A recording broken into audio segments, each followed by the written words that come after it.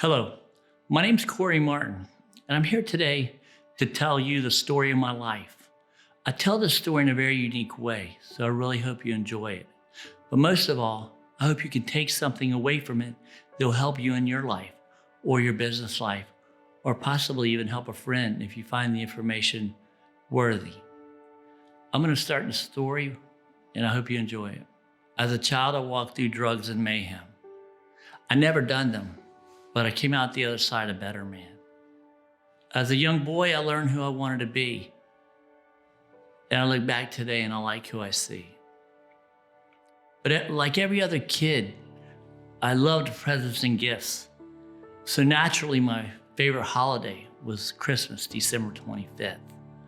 So one year on the 25th, my brother and I went out to the Christmas tree. Much to my surprise, there was nothing there for him or I to see. But I knew Santa Claus had been there because he left an apology note and ate the cookies and drank half the milk. But I looked over in the hallway with tears flowing with my mom's face full of guilt.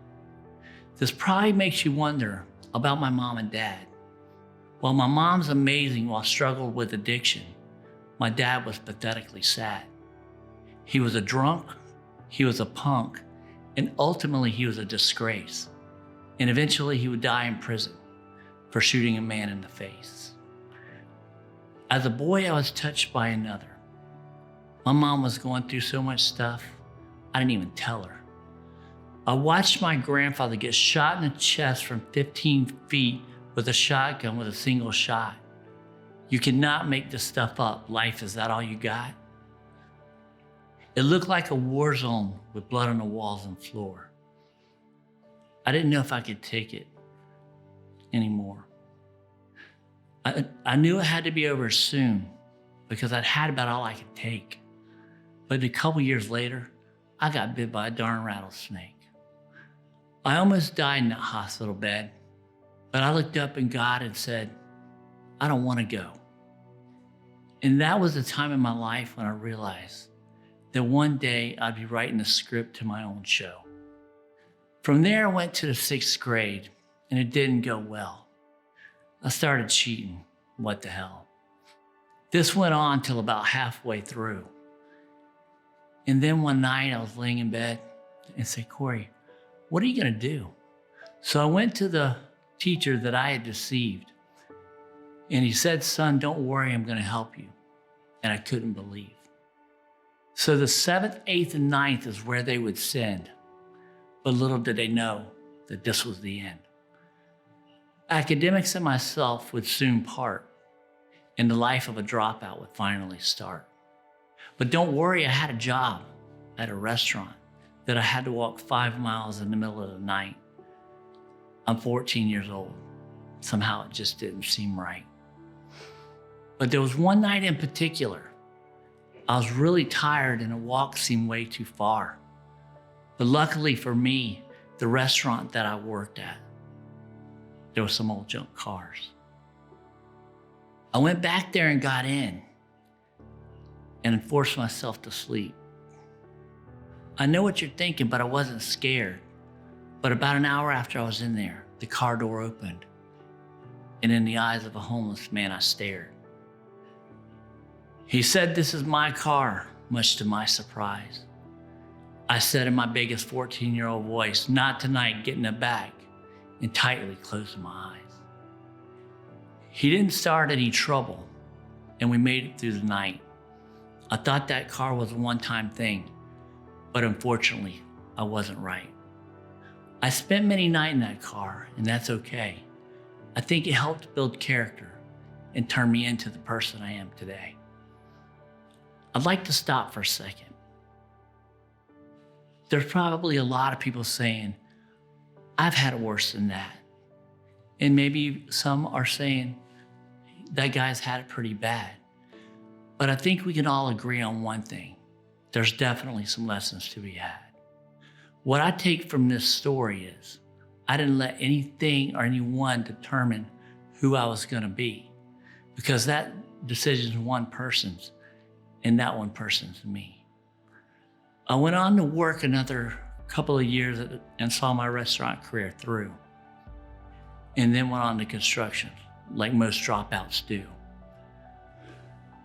About this time, my mom was in her first year of sobriety, and I was just turning 19. I thought I would move in and help her while she was getting clean. We had the most amazing conversations. She listened to my dreams like they were facts. And then one day she came to me and said, "Cory, can we make a pact? Can we make a pact to do something nice or help someone every day?" You have no idea how much that changed my life in every single way. Because before this, all I really cared about was money and girls, and to be rich was just a race. But it doesn't compare now to when I help someone or see a smile on someone's face. I took my promise to my mom into my 20s. I did anything and everything I could, even to the point sometimes where I think I was misunderstood. Now, later on in my 20s, I got married and had a son. I looked up at God and said, "Thank you. I think I finally won." My son is my greatest achievement, and I love him with all my heart. I don't know where he's headed in life, but he's off to a really good start. But I still wanted to help, and I just could not do enough. I started thinking it was my education level, and without it, it was going to be tough. But I never took my education level for granted. But one day, I just shut my eyes and said, "Cory, you're going to be a fireman and have the best job on the planet." So the very next day, I went to the adult education building and met a lady who had become a very close friend. I think she believed more in me than I did and helped me see it through till the end. So now that I'm a fireman and I'm really on my way, it didn't compare to the first call I ran. I knew I was home to stay. My career was going amazing, but my marriage was failing fast. We just couldn't see eye to eye, so we put our relationship in the past. But don't worry, I met another lady and we've been together a while. And the biggest thing I love about her is when she simply smiles. Firemen don't make much money, you see. So that's when I started a little company called Rescue Me. I worked and worked through blood, sweat, and tears. And in 2009, I made a goal to buy 30 houses and have them paid off in just 5 years. I know what you're thinking. This guy's crazy, but what did he do? That's a story for another time and place. But if I can do it, so can you. I've done a lot of business and sold a lot of real estate, and it's been a lot of fun. And if you're wondering about the money, I've made a ton. But now I'm 43 and life is going good. But there's some things about my 20s that I didn't tell you yet because I didn't want to be misunderstood. I started shaking in my 20s and they just couldn't figure it out. But one thing they knew for sure, that it wasn't Parkinson's without a doubt. Well, 25 years later, with Parkinson's, I stand. I don't want anyone to feel sorry for me. I would just as soon you shake my hand. I went on to work another 7 years at the fire department. It was just about all I could. Some things just started happening, like balance and falling. Things just weren't going that good. But I'd like to tell you a story that happened just before the end. It helped me decide to retire and some laugh between some friends. You see, we got this call and we went on scene. It was a semi in a canal with lots of water in between. So I grabbed my ladder and I head that way. And I lose my balance and I go underwater with all my gear on.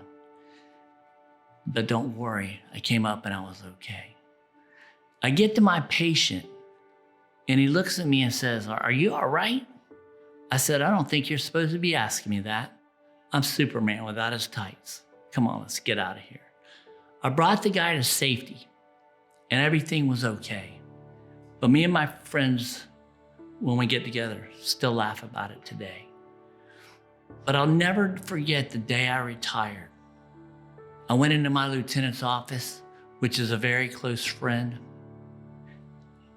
We laughed, we cried. He tried to talk me out of it. And I said, it's time for my career to end. But when one door shuts, another opens. But this one, I really hate. But I will not, I repeat, I will not let it stand in the way of my quest for being great. I don't know what my future holds, but it seems like a bliss.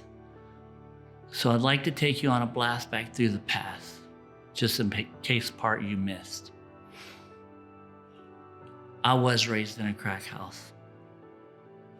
My dad really did shoot a man in the face. My grandfather did get shot. I did cheat in the 6th grade and I did drop out. There's a lot of things in my life that happened that I just simply wouldn't change because it made who I am. And there's a few other things that made who I am. And it's 6 simple rules that I live my life by that I'd like to share with you. Number 1, and I'm really good at it, I can dream like nobody's business. The first step to success is to dream. Dream your goals.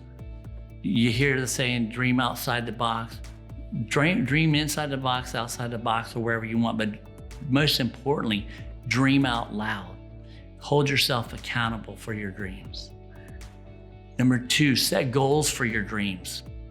Dreams without goals are just dreams and will ultimately lead to disappointment. 3 and 4 go together. Motivation and discipline. You will never, ever always be motivated. So use your discipline to help you keep on your path to success. 5, no one has ever been successful without being consistent. Stay your course. Stay consistent. And number 6, use your hard work to become successful. Hard work works. I've never seen someone that was successful that didn't work hard. So work hard. When you use all these 6 rules and you're successful like I know you will be, always, always, always stay humble and kind, and you will keep the success you work so hard for.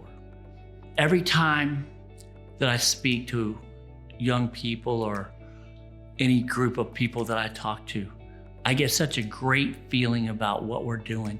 I had to write a success toast because the people that I was talking to deserve it. So I would like to share that with you today. To success, from the smallest task to the questions we ask, is success. From the time we wake till the time we sleep, there's many successes that we meet. Around every corner, we have the opportunity to succeed, not with just the things we want, but the things we truly need. Success is not just about glamour, fortune, or fame. It's about what's inside our heart and to never be ashamed. To be truly successful, you must be grateful and happy in every way. And because I got to speak with you today, I'm having a very, very successful day.